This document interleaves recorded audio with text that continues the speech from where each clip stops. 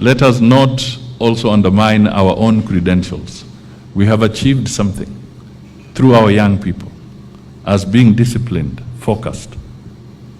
Let us also make sure that that specific strength or attribute is not undermined by our actions that do not reflect discipline as we go forward.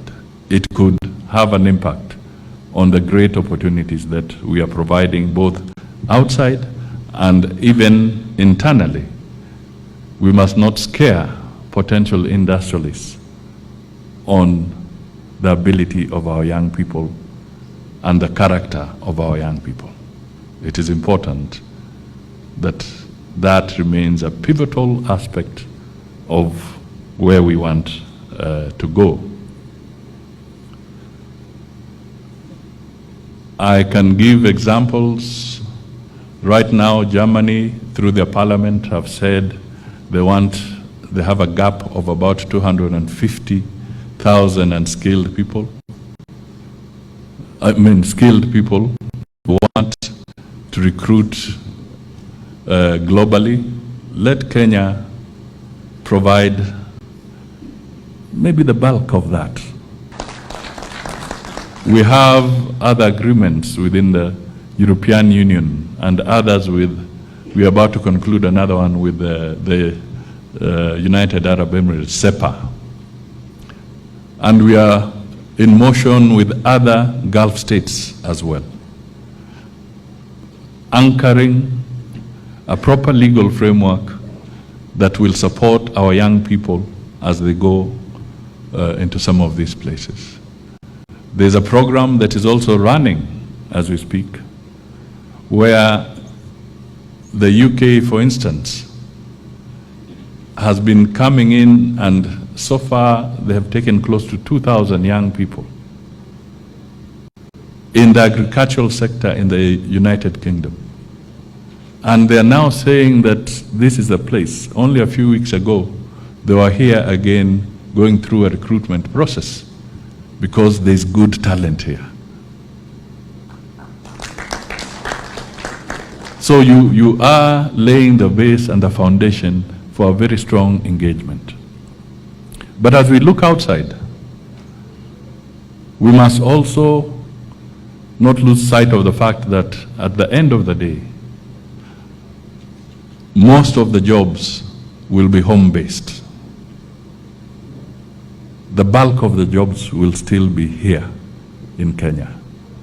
And therefore, we must collectively work together so that industry can expand, agriculture can expand, the technological ICT space can expand, and other areas, so that the absorption, the greater absorption, remains here. Because we also need those young men and women to work here, anchored by those who get opportunities outside. So we all have a challenge, and I can I can tell you that as we reform, as we put the corrective measures in place going forward, our key anchor must be peace and stability, so that that environment can be conducive for everybody to go about their activities. It is easy to take it for granted, but I can tell you there's no peace in Sudan today. They are scattered. 23 million people, or 25, are facing a serious humanitarian crisis and total hunger. 10 million have been displaced. In some of our neighboring countries, there are serious challenges. So let's not, as a community, as a society, take our peace and stability for granted. Let us take corrective measures, but let us not undermine the peace and stability. The countries that have suffered have taken up to 40 years to start showing signs of recovery. Somalia went into chaos. It is now they're beginning to show a little bit of recovery. 40 years.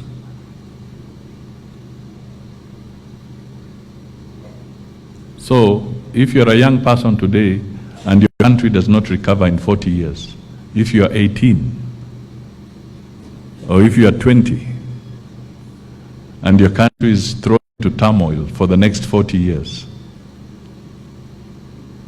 tell me where you will be.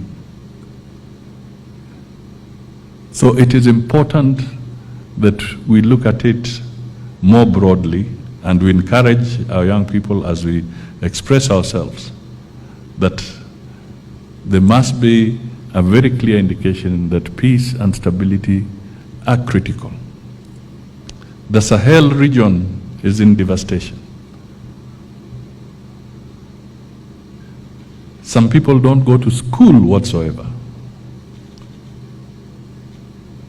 So who are we breeding in those countries when nobody goes to school? What kind of nationals is the continent creating in different parts?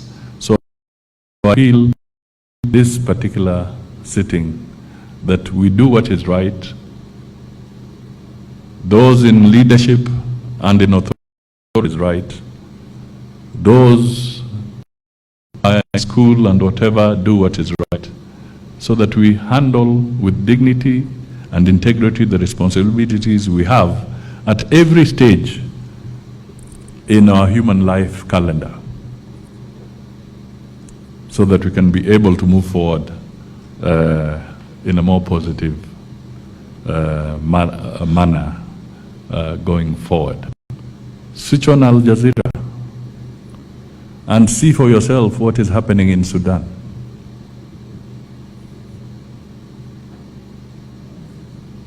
It is very, very disheartening and very sad. We may think it's a game, but just go and switch it on and see for yourself. It is not fashionable to have a crisis of that magnitude in your country. We have a country to protect.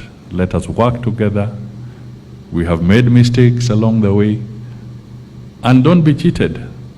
We will also make mistakes as we go forward. There's no regime. There's no system. For as long as you're a human being, once in a while you stumble.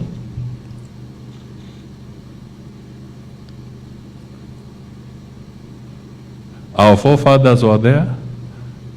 They did what they did. You cannot say they never made mistakes. They did make mistakes. But they held on to the country. We are here today. We shall make our mistakes, all of us. But the country must not go down with our mistakes, because there'll be another generation to come and take over. These are the critical issues that I think we all need to really ponder over and reflect upon. And I can tell you, resuscitating an economy is not a joke. It's not a joke. It's not instant coffee. It takes time. And sometimes it can take a very, very long time. Sit back and imagine what it might take to reconstruct Gaza today.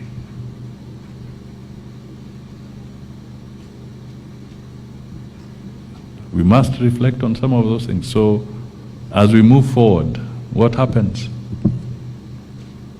We must also look at the young people you are training in the Tibets here.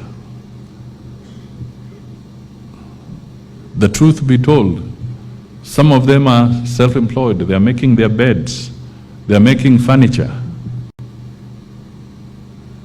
in certain aspects of our cities and our urban areas.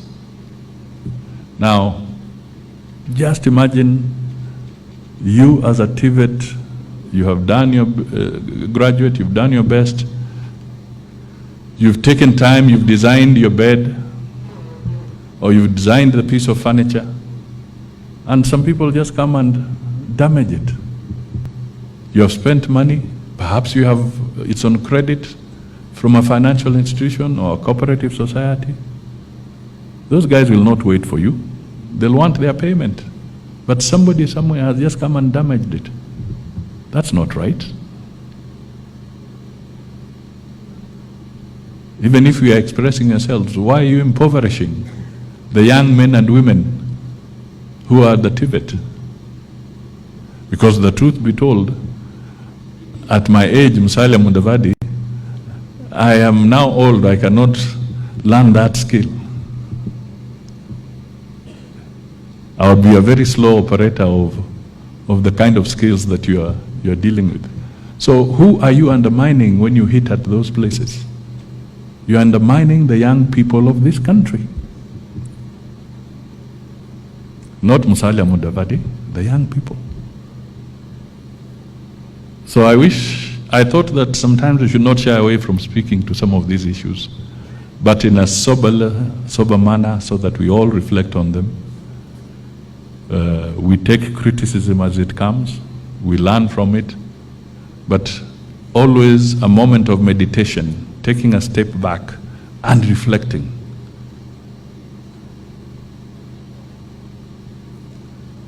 How would you sleep if you know you have destroyed somebody's life savings, another young person's life savings? How do you sleep? Does it feel good? I don't know. But I think I would have nightmares if I know I have been destroying my sister's or my brother's business enterprise in Chavakali, or in Kakamega, or in Nyeri, or in Lunga, or in Isbania. So let's take a moment as a country and reflect on some of these issues.